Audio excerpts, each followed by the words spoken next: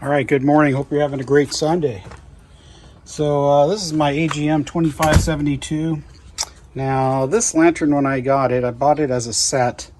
I got two lanterns, two AGM 2572s, and they both had stress cracks. One didn't have them as quite as bad, and the other one, which was this one, had really bad stress cracks. So previous video, I tried to seal those up again a couple of times. I'd done it originally a couple months ago. It seemed like it was good, but everything I did was really difficult, and at the end of the day it seemed like it still had a pinhole. So the tank is pretty much just, it would cost a lot of money to straighten it out. Plus I'd have to get all that epoxy off, which would mean I need some methylene chloride or something. But at the end of the day, it is what it is. Going forward, I also had a problem when I was taking it apart, that the valve assembly, where it threads in to the tank, it actually had ripped into two. It must have had a fracture in there, so the valve assembly died on me also. So with that said, what I did, I was thinking about SR-71s. I don't think you know anything about SR-71s, but those were a spy plane from the 50s, 60s, 70s, and 80s, and I believe it was 1991 that they retired the last one, or at least I remember they flew one in around 90 or 91 to March Air Force Base and basically retired the fleet. Who knows, they may have one or two in mothball, I don't know. But that was one of my favorite planes, and I used to go and visit it at the Air Force Base, and also saw a second one over in Utah. I think it was Hill Air Force Base. But I was thinking about, they had lost one, and they had taken whatever parts they could from it, and down the road they had taken a couple of these pieces and they had put them on another SR-71. So it's like that SR-71 actually carried part of the second one, so it's kind of a tribute in a way, I guess, for the one that crashed or whatever happened to it.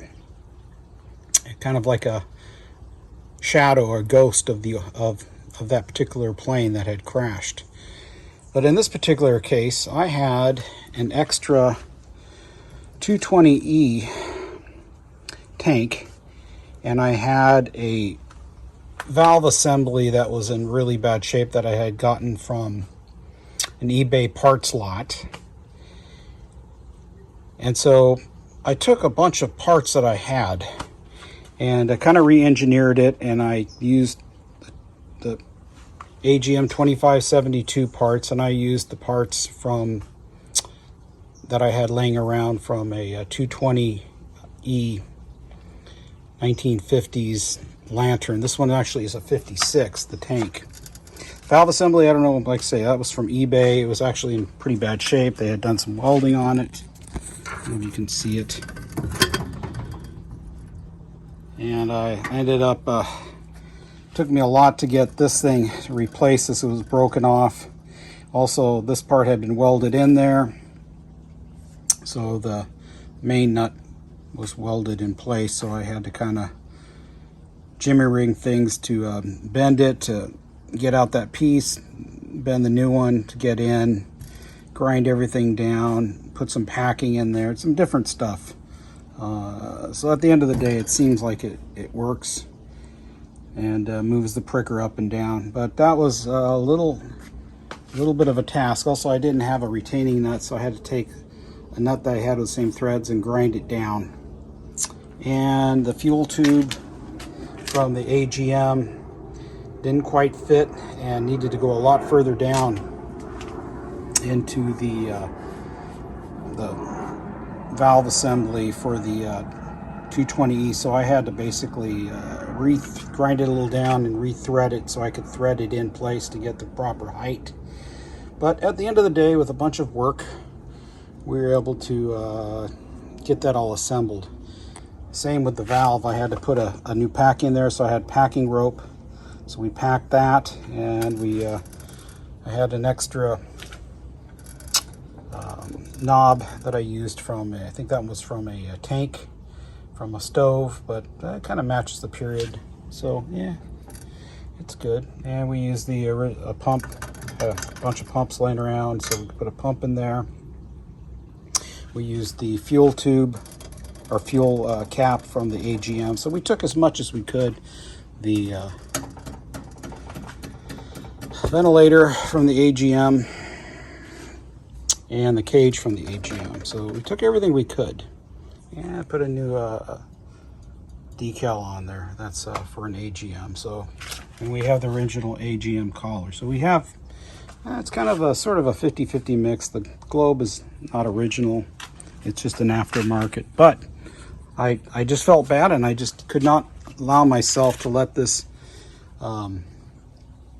this lantern die and just become a part for somebody else's. So I figured it's all the parts are kind of period correct for both lanterns. AGM's a 50s lantern. The Coleman 220E is a 50s. Like I say, this is a 56. So with further ado, I haven't lit this thing. I just kind of just made sure it held pressure. I put some fuel in it. I repainted the tank to match all the other components. Now I understand the components are brown, but that was from the theme lantern I had, which was a mud lantern. I had a mud theme type of thing. But I really like the color. I think it makes it kind of like a mil spec. So we're going to go with it. But at the end of the day, I've saved this lantern. Now, I don't know when we light this thing up. I've already pumped it up. When we open it up, if we're going to have any leaks in any of the packings, or where this, the concentric or whatever, valve assembly, whatever they call that thing. I can't think of the name of that. Anything there. Like I said, I've got some packing in there. We're going to see what happens here. So let's go ahead and burn in those mantles, and we'll see where we're at with this. Like I say, I might light this thing up and I might find a bunch of leaks.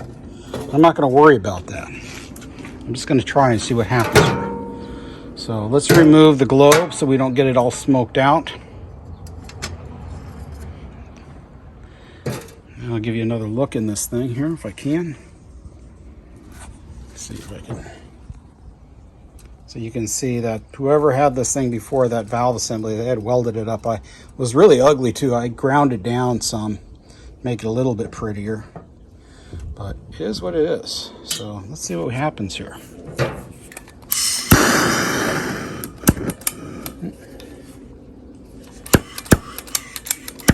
Need a new, I don't know if I'm out of fuel here in this thing.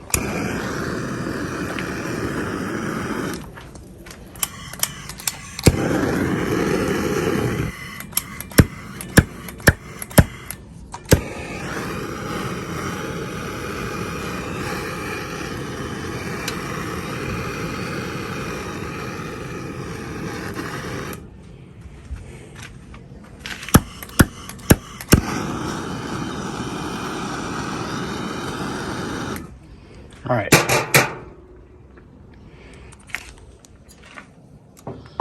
We're going to go ahead and crack this thing open. See what happens here. Oh.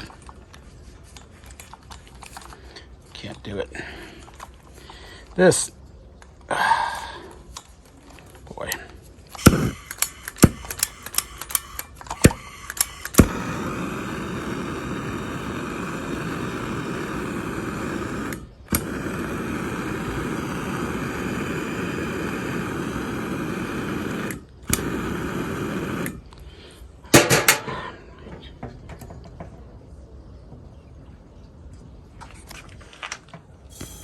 There we go.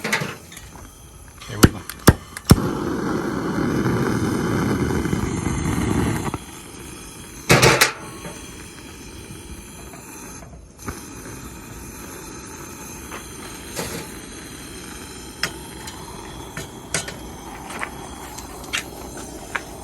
Now, I don't see any leaks, so that's good.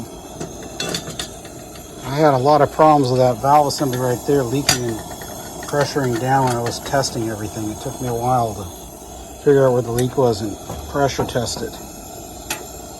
And also we have a new O-ring in here, but that was previously put in. I put it in before, but yeah, it's the first time I've lit this thing. I mean, I just engineered it. I'm not like, you know, giving myself some sort of pat on the back or something. But this is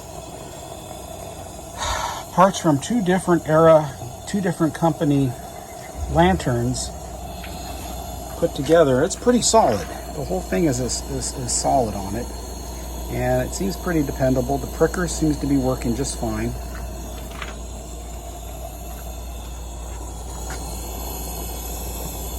But that's it. So I haven't made a video for a while. I'll be honest, I've been really busy. My wife and I have been watching a bunch of series, Yellowstone and 1883 and 1923 and Mobland and The Witcher, a bunch of different series lately, and we coming home, we've been watching these things, and plus taking care of the family, working, and all this different stuff. So I can barely get any time right now to get out here and do these type of things, which is, it's okay. I'd rather spend my time with my family.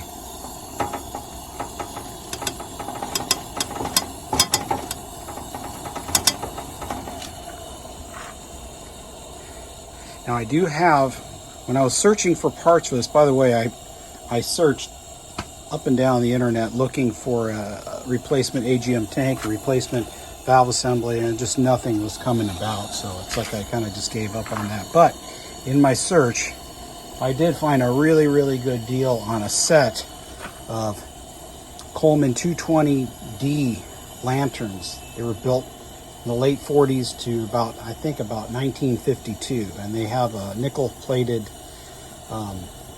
fonts. They're both complete. They don't have globes, but I got a really good deal on them. I couldn't pass that up. These days I don't buy very many lanterns. First of all, eBay has become just outrageously expensive. I've got quite a few lanterns, and I am trying to concentrate when I have time on cooking and that type of thing. But I haven't bought a lantern in probably, I'm going to go with maybe 2 months, maybe 3. It's been a while, maybe 4. I can't even remember. But I saw these and I picked them up, and I got a deal on together two red letter Coleman 220 globes. So I said, yeah, let's get those. But I think we're doing pretty good here. I'm going to go ahead and shut down. We're going to light this thing up tonight to see how it does in the dark. And maybe we'll do a little cooking if there's time. I don't know. We'll see what comes about. But I hope you have a great Sunday, and thank you for watching. All right, I'm going to shut this down. This valve's a little tight because I have packing in there that's still breaking in a little bit, but that's okay. I don't have any leaks. And there it is. So, fully functional, 1950s era. AGM 2572 mixed with Coleman 220E, mid 50s, early 60s probably era lantern. And I think did a pretty good job on that. I'm pretty thrilled with the outcome. I was pretty bummed out when that AGM valve assembly, when I was removing it, the brass just twisted and broke in half. Because those parts are really hard to come by. But I believe God has a reason for everything. And in this case, I already had the font laying around. I had that valve assembly, even though that one I thought was really just junk.